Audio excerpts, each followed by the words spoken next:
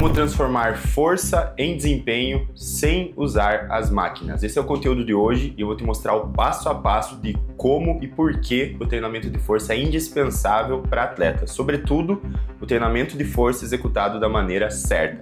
Sem as máquinas, sem depender de isolar os músculos e sem depender de um ambiente onde existem máquinas. Pode ser feito em qualquer lugar desde que exista a carga certa, o controle certo e os exercícios certos. Então fica no vídeo, acompanha, você vai aprender a como extrair o melhor do treinamento de força. Na minha fase de adolescência, ali pelos 15, 16 anos, eu era um atleta de base, participava de campeonatos federados no esporte de futebol. Sempre joguei futebol, pratico até hoje, ainda participo de alguns campeonatos. Mas nessa época, eu era um atleta extremamente rápido e me destacava dos adversários por ser rápido. No entanto, na mesma medida que eu era rápido, eu era extremamente frágil, extremamente fraco. Então eu conseguia me sobressair em quadra, em campo, no esporte que eu praticava, adiantando uma bola, conseguindo recuperar bolas rápidas, driblando, finalizando rápido, mas na mesma medida eu acabava me lesionando com frequência, eu perdia muitas disputas de jogo de corpo, eu não disputava bolas, eu era um atleta que não tinha essa confiança por saber que eu era mais frágil, e isso me incomodava, que por muitas vezes eu era não selecionado pelo técnico, eu não era utilizado, eu não era uma opção, por ser um atleta menor, um atleta com uma estrutura um pouquinho menor. Apesar de ser rápido, eu era pequeno e frágil. Por isso, eu tomei a decisão, ao longo do meu processo de crescimento, saindo da adolescência, chegando já na fase adulta, em iniciar o treinamento. E foi aí que entrou o treinamento de força na minha vida. E foi um divisor de águas, porque na medida que eu ia treinando, ia ficando cada vez mais forte, a minha confiança ia aumentando, as minhas oportunidades iam aumentando, aqueles medos e receios que eu tinha quando menor, na fase de adolescência, já não existiam mais. Então foi o treinamento de força que conseguiu me gerar mais oportunidades no esporte, conseguiu me tirar das lesões e conseguiu aumentar a minha confiança. Então, eu passei por isso, eu sei que os atletas e vocês já passaram por isso, até mesmo vocês podem ter passado.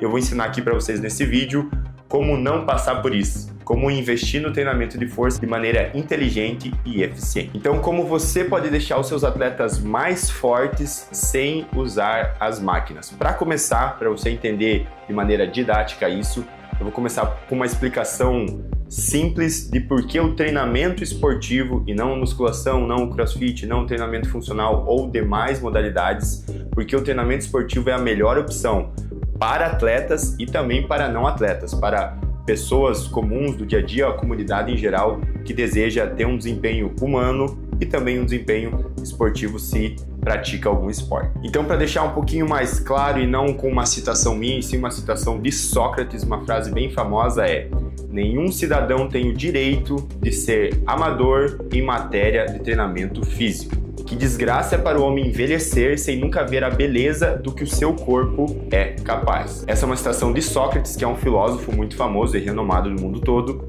que traz a importância do treinamento físico, sobretudo extrair o máximo desempenho de cada ser humano.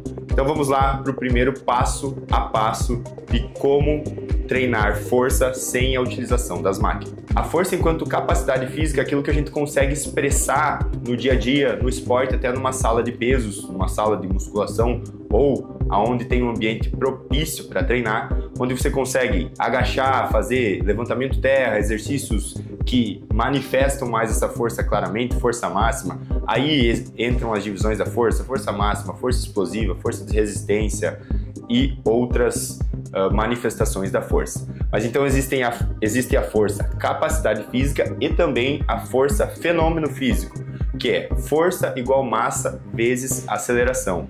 E para gerar um trabalho para que isso seja revertido em uma força no esporte é necessário tanto saber o fenômeno físico quanto a capacidade física. E com isso eu já vou te mostrar 5 motivos de por que você deve treinar força em atletas. E o primeiro é: força é a base do treinamento. Indivíduos devem ser fortes acima de tudo. O que eu quero dizer com isso? A força é a capacidade física que mais assegura o atleta, que mais dá segurança, mais dá longevidade na sua carreira, porque é necessário manifestar essa força em qualquer momento do dia a dia. Sobretudo no esporte, atletas que são fracos, atletas que não têm uma estrutura forte, eles vão ter uma tendência maior a se lesionar, eles vão ter uma tendência maior a não ter um bom desempenho. Então a força deve ser o primeiro objetivo do programa do nosso atleta. Eu tenho que minimamente conquistar uma força relativa aí de 1.0, ou seja, o quanto ele pesa relacionado ao quanto ele consegue levantar, agachar em um levantamento básico, como o agachamento e o levantamento terra. Então, se eu puder deixar uma dica já como primeiro passo é: invistam no treinamento de força. Ele é a base do treinamento e é o que vai dar saúde e longevidade para o nosso atleta. Segundo passo, a força está diretamente correlacionada com o sprint de 40 metros. Pode ser que pareça uma citação meio vaga, mas eu vou te explicar no detalhe o porquê. Em esportes coletivos, é muito comum a ação dos sprints no jogo. Esportes como futebol, futsal, basquete, handebol, esportes de atletismo. Então, todos esses esportes que envolvem sprint, a força está diretamente correlacionada ao bom desempenho no sprint. Porque o sprint nada mais é que uma ação de alta intensidade em que eu tenho que aplicar força no solo, contra o solo. Uma força da lei da ação e reação. Ou seja, quanto mais forte eu empurro o solo, mais essa força é devolvida para mim e mais eu consigo acelerar ao meu destino final, seja 20, 30, 40 metros, como é o caso dessa citação. Vai do treinador ter uma boa técnica, um bom controle, um bom programa de treinamento e saber converter essa força máxima em força explosiva, em força de velocidade. E aí trazer o meu 1RM, o meu agachamento máximo, para um sprint em alta velocidade. Mas a gente já pode entender que atletas mais fortes naturalmente vão ser mais rápidos em ações de alta intensidade como o sprint. Terceiro passo, terceira citação: aumento da performance do salto decorrente do aumento da força relativa do atleta, principalmente em esportes que envolvem saltos, sprints, deslocamentos, mudança de direção e frenagem. O que eu quero dizer com isso? Que quanto mais forte for o atleta, mais ele vai conseguir manifestar essa potência dentro dos gestos esportivos de salto, de mudança de direção, de sprint e de ações de frenagem, em que o meu atleta acelera, ele tem que frear e reacelerar em uma outra direção.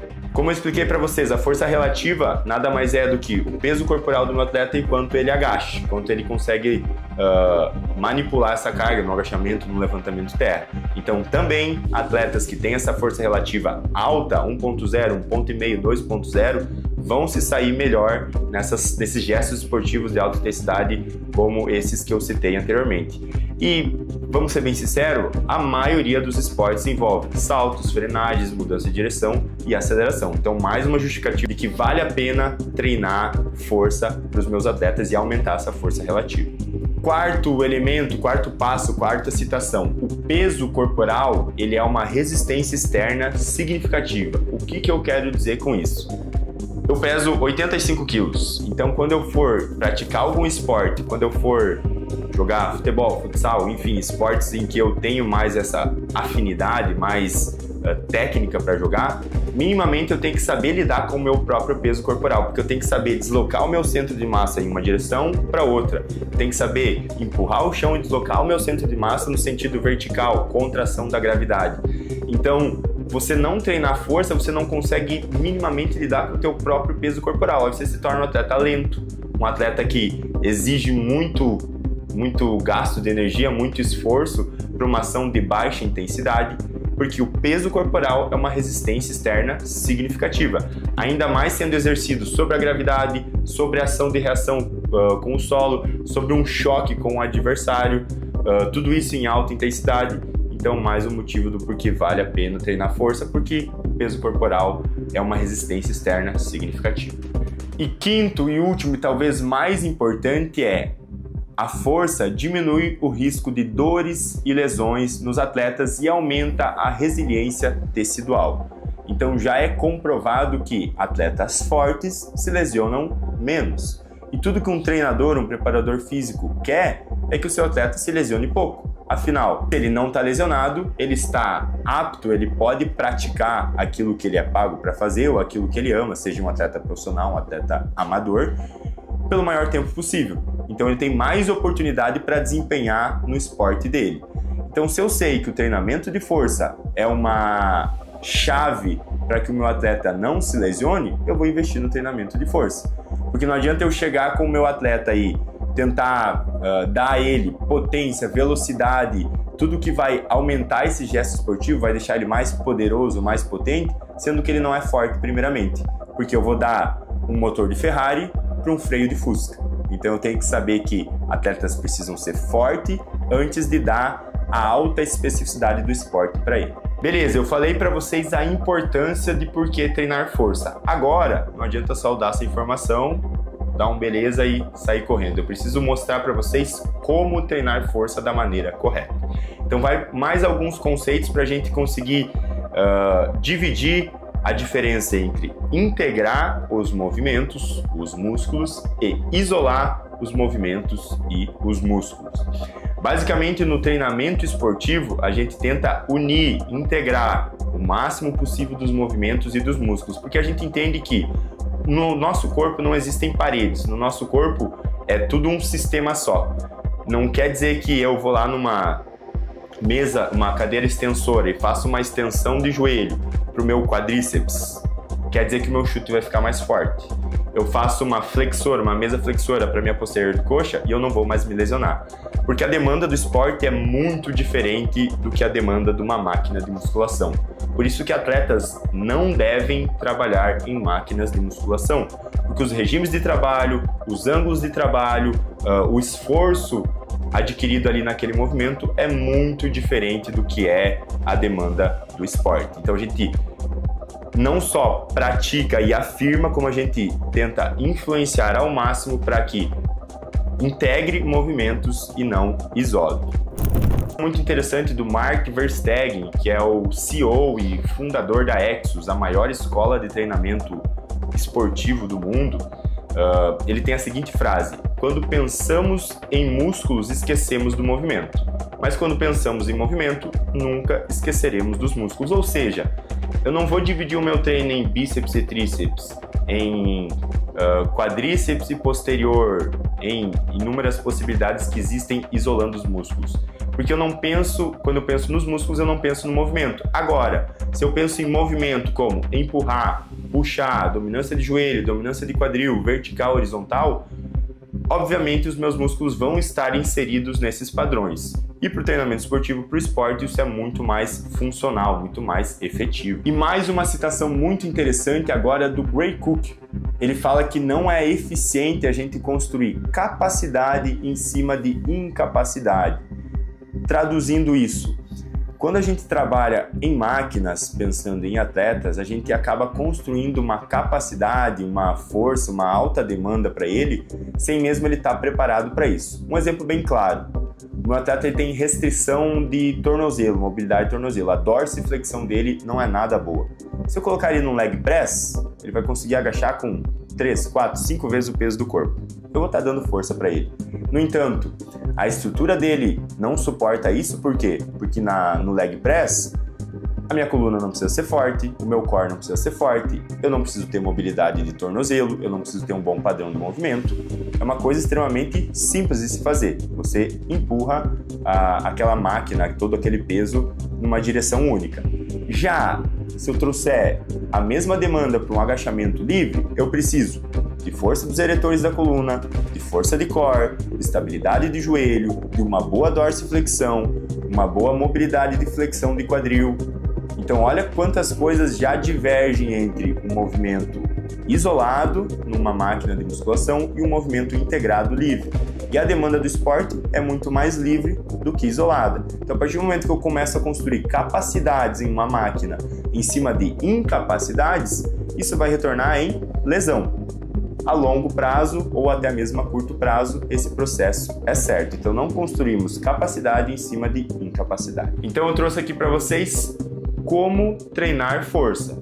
A razão mais clara que eu trouxe aqui para vocês é integrando ao invés de isolar. Então, ao invés de dividir a sessão em bíceps e tríceps, em peito e costas e por aí vai, divide em padrões de empurrar, puxar, vertical, horizontal, padrões rotacionais em lift, que é de baixo para cima, ou chop, que é de cima para baixo, em dominância de joelho, em dominância de quadril, em a parte anterior do corpo, a parte posterior do corpo, em a parte superior do corpo, a parte inferior. Olha quantas possibilidades eu já dei para vocês para a gente conseguir integrar ao invés de isolar os músculos.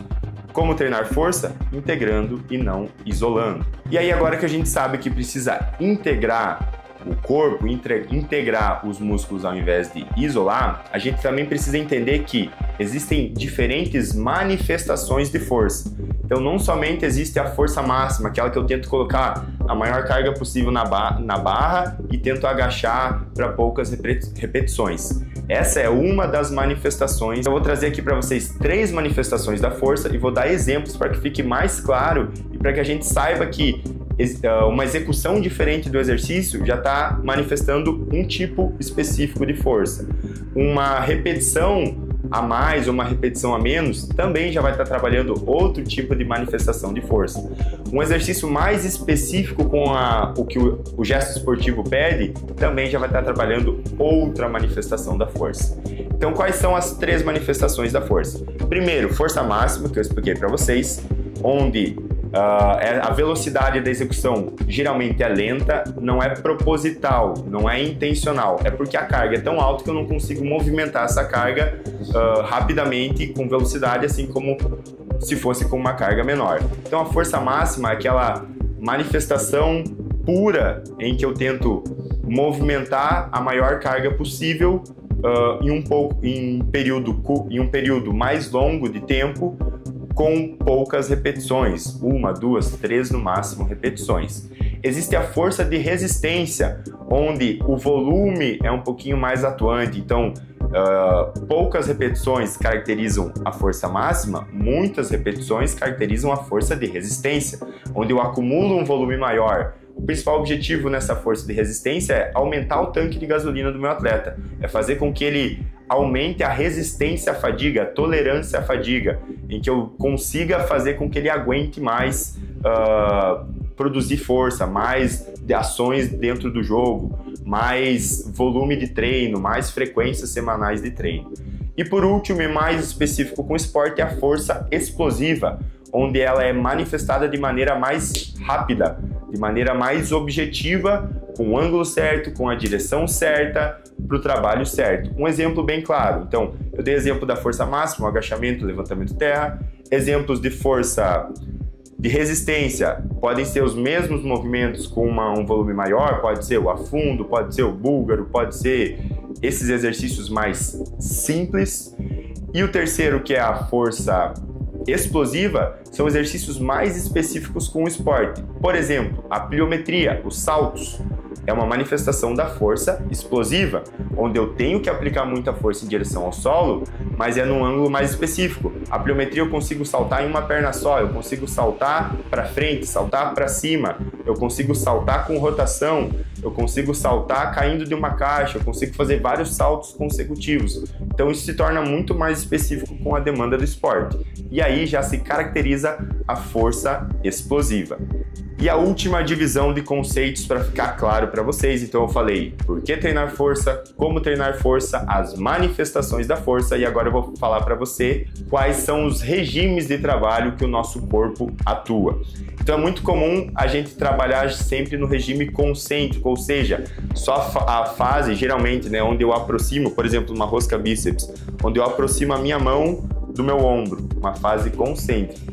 No entanto, no esporte, nem sempre a fase concêntrica vai ser a fase de maior intensidade e a fase que o meu atleta precisa trabalhar. O regime excêntrico é onde acontece a maior parte das lesões. Geralmente é na fase de desaceleração em que acontecem as lesões. Ou seja, qual o regime que eu tenho que trabalhar mais?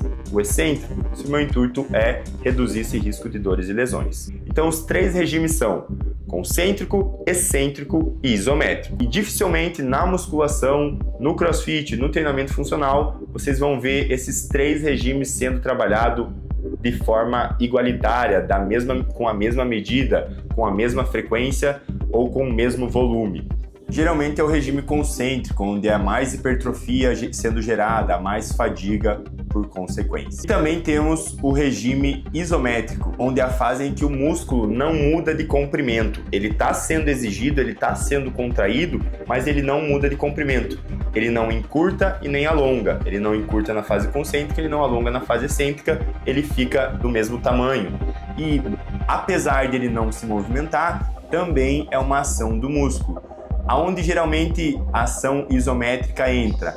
No aumento da resiliência tecidual, então tendões precisam ser trabalhados, sobretudo de maneira isométrica, para fortalecer esses tendões.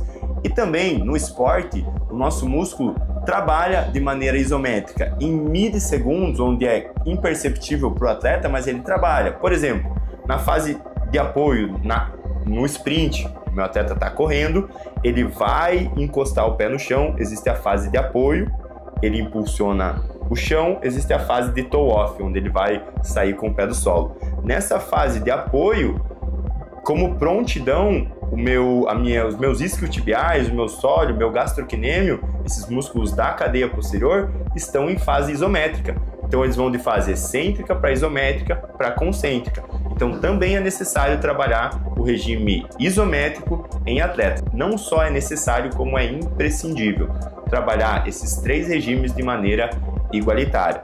E eu já vou deixar de maneira facilitada aqui para vocês 3 exemplos como que eu posso trabalhar e diferenciando esses 3 regimes na sala de peso. Um exemplo de um regime concêntrico sendo trabalhado para o esporte é um agachamento, onde o meu objetivo é acelerar o máximo dessa carga para cima.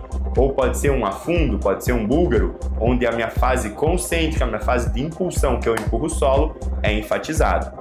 Já na fase excêntrica, a flexão nórdica é o exercício mais clássico em que a gente encontra, onde o objetivo do atleta é controlar a descida até o chão, até chegar próximo ao chão, onde os tendões da cadeia posterior, os próprios isquiotibiais e panturrilha estão em fase de frenagem, de desaceleração. E aí se assemelha muito mais nas fases do sprint ou nas fases em que pode lesionar essa cadeia posterior no esporte. Já o regime isométrico podem ser trabalhados por meio das isometrias, ou isometrias máximas ou isometrias de sustentação, os overcomings ou os yieldings. Os yieldings são movimentos onde eu tenho que sustentar aquela posição por 20, 30 segundos, e os movimentos de overcoming, as tarefas de overcoming, onde eu tenho que tentar superar uma resistência fixa por 3, 4 até 7 segundos. Então deixei aí de maneira facilitada um conteúdo que é muito mais aprofundado e muito mais técnico, mas é necessário todo treinador saber. Então ficou muito mais claro que a força ela não pode ser relativizada, ela tem que ser treinada, sobretudo de maneira certa, com inteligência e com a demanda do esporte. Eu não posso achar que eu vou fazer uma cadeira extensora e que o meu desempenho vai melhorar, que eu vou fazer uma mesa flexora e que o meu desempenho vai melhorar. Muito pelo contrário, por muitas vezes fazer isso pode prejudicar o meu atleta, pode causar danos ao sistema do meu atleta, aos músculos do meu atleta, porque eu vou estar jogando uma demanda que não é exigida no esporte. Então o esporte necessita uma demanda específica e o treinamento esportivo é a saída, é a modalidade mais inteligente a se treinar para conseguir um alto desempenho para ele. Pessoal, então o que eu quero deixar aqui para vocês é: não vão no efeito manada, não é porque algo é cultural, que já é aplicado e praticado há muitos anos, que é a melhor maneira, que é a maneira correta, a maneira mais eficiente de se trabalhar. O esporte evolui, a demanda do esporte evolui, a ciência evolui, as informações evoluem e a gente tem que evoluir na mesma medida. Eu afirmo para vocês que o treinamento esportivo é a maneira mais eficiente de trabalhar com atletas e de desenvolver atletas para torná-los um atleta mais eficiente, com maior desempenho e fazer com que esse atleta chegue até a alta performance, até o alto desempenho esportivo por meio do treinamento esportivo. E você que ainda não trabalha com treinamento esportivo, ou você até mesmo que já trabalha, mas acredita que é um treinamento somente para atletas, que é difícil de ser aplicado, que não cabe na minha realidade, porque eu trabalho em uma academia convencional de musculação, porque eu já faço isso há muitos anos e eu não conseguiria virar essa chave e mudar tudo que eu faço. Eu vou deixar 3 motivos de por que você deve trabalhar com o treinamento esportivo e se especializar no treinamento esportivo. O primeiro motivo é: todos nós nascemos para sermos atletas. No início, na evolução da nossa vida, só quem caçava, quem nadava, quem corria conseguia sobreviver. Afinal, a gente foi feito para sobreviver e perpetuar a nossa espécie. Ou seja, aqueles que tinham as capacidades físicas mais afloradas é que conseguiam sobreviver e conseguiam perpetuar a espécie. Hoje você pede comida no iFood, você esquenta essa comida no micro-ondas, você não precisa sair de casa. A maioria ainda tem um estilo de vida totalmente sedentário, tem muitas facilidades que não tinha nas épocas passadas. Então isso foi diminuindo, isso foi enfraquecendo conforme a evolução humana, conforme a evolução do mundo.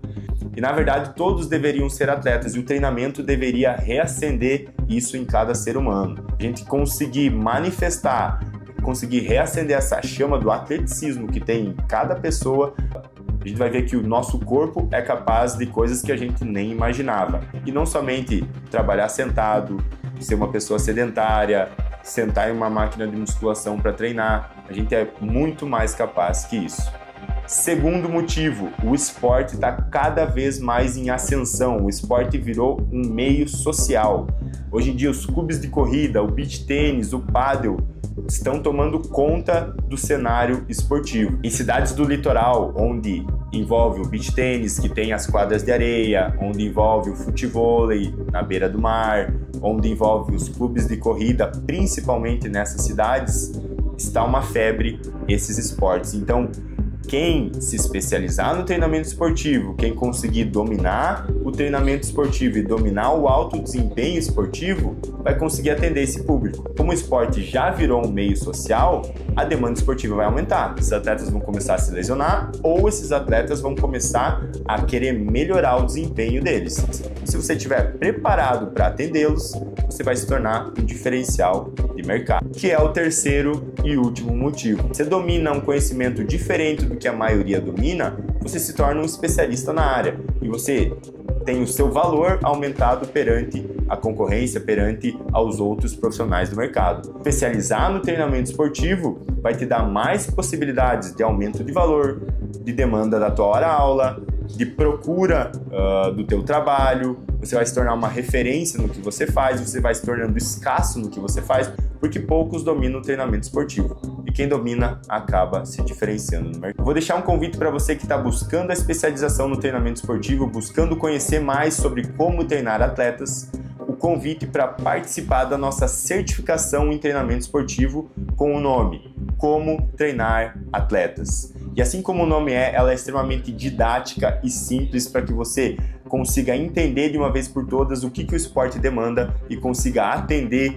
os teus atletas e os teus alunos com excelência. Nos dias 29 e 30 de novembro estaremos no Rio de Janeiro com a nossa certificação de 2 dias, vai ser no sábado e no domingo, lá na Tijuca, no CrossFit Touro. Então você que é do Rio ou das cidades próximas ao Rio de Janeiro, já se programa e vai ser um prazer ter você lá conosco. Também estaremos esse ano em Joaçaba, Santa Catarina, no Centro de Treinamento M63, aqui no nosso centro de treinamento, nos dias 6 e 7 de dezembro também, num sábado e num domingo. E já temos a agenda para 2026, você que não conseguiu se organizar para as certificações, para as oportunidades de 2025, já temos a agenda de 2026, estaremos também em Chapecó, Florianópolis, Rio de Janeiro e Joaçaba novamente. Como no nosso perfil no Instagram, @m63_education, ou me chama no meu perfil pessoal, @maiconfiorese, que vai ser um prazer ter você conosco na nossa certificação, tanto esse ano quanto em 2026. Agradeço pelo teu tempo, pela tua disponibilidade, pela tua atenção e até o próximo vídeo. Valeu!